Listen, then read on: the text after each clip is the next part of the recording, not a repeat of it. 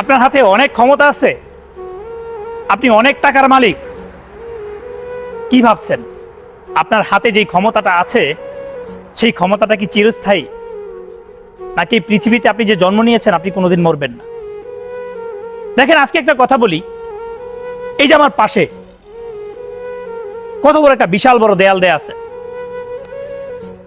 এই দেওয়ালের অপর পাশে হাজার হাজার মানুষ ঘুমিয়ে আছে।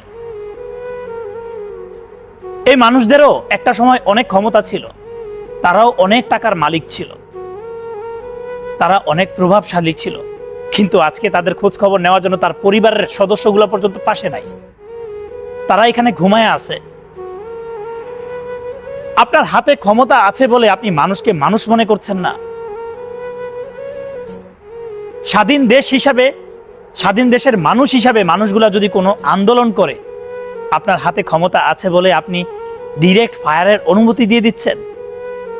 কি ভাবছেন? নিজেকে আপনি ভাবেনটা কি? আপনি কোনোদিন মরবেন না। আপনি কি জানেন একটা মানুষ যখন মৃত্যুবরণ করেন, মৃত্যু যন্ত্রণাটা যে কতটা কঠিন আপনি কি একটাবার উপলব্ধি করছেন? না একটাবার চিন্তা করে দেখছেন? এই যে মানুষদেরকে এইভাবে গুলি করে হত্যা করছেন, আপনিও তো একটা দিন মরবেন। দেখেন, আমি আপনাদেরকে বলি, যারা আপনারা ক্ষমতায় আছেন,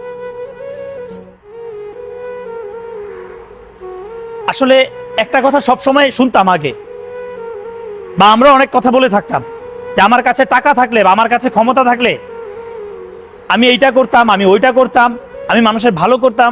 যেমনটা আপনি আপনার হাতে ক্ষমতা না থাকার অবস্থায় অনেক কথা মানুষকে বলেছেন, অনেক আশ্বাস দিয়েছেন, কিন্তু আজকে সবকিছু ভুলে গেছে। আসলে কি জানেন, বাস্তবতা অনেক কঠিন। ক্ষমতা না থাকার আগে মানুষটা যেমন থাকে না, আসলে মানুষকে চেনা যায় যখন তার হাতে ক্ষমতা থাকে। আপনি মৃত্যু যন্ত্রণাটা কতটা কঠিন আপনি যদি উপলব্ধি করতে চান, তাহলে আমি আপনার কাছে একটা রিকোয়েস্ট করব, বেশি না, বেশি না, মাত্র 90 সেকেন্ড আপনি আপনার নিঃশ্বাসটা বন্ধ করে রাখেন। আপনি উপলব্ধি করতে পারবেন যে মৃত্যু যন্ত্রণাটা কতটা কঠিন। একটা প্রাণের মূল্য আপনি বুঝেন? একটা প্রাণের মূল্য আপনি বুঝেন? একটা সন্তান হারা মায়ের কষ্ট কি আপনি বুঝেন?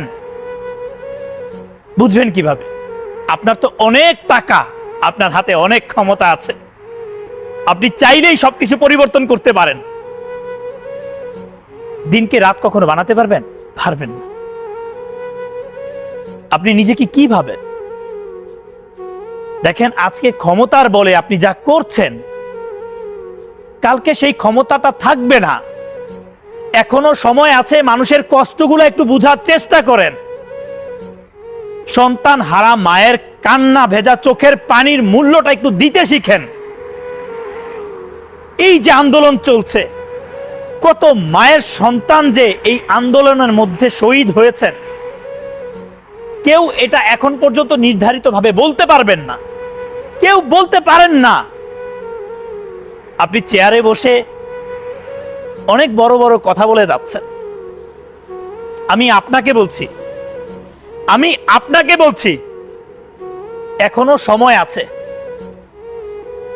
মানুষ হিসেবে নিজের মনুষ্যত্বটাকে একটু জাগিয়ে তোলেন। আপনি যে মানুষ সেটার পরিচয় দেন। দেখতে মানুষ হইল, সবাই কিন্তু প্রকৃতপক্ষের মানুষ হইতে পারেন না। যেটার পরিচয় আপনি দিচ্ছেন, কারণ শত শত মানুষ প্রাণ দিচ্ছে, আপনার হৃদয় কাঁপেন, আপনার হৃদয় কাঁদে না।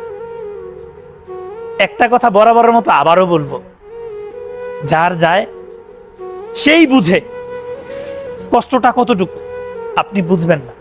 আপনার কাছে টাকা আছে, আপনি ক্ষমতায় না থাকলেও হয়তোবা এই দেশ থেকে অন্য কোনো দেশে নিজেকে হয়তোবা গুছিয়ে নিতে পারবেন, কিন্তু আমরা সাধারণ মানুষ, আমাদের দেশেই থাকতে হবে, আমাদের দেশেই বসবাস করতে হবে।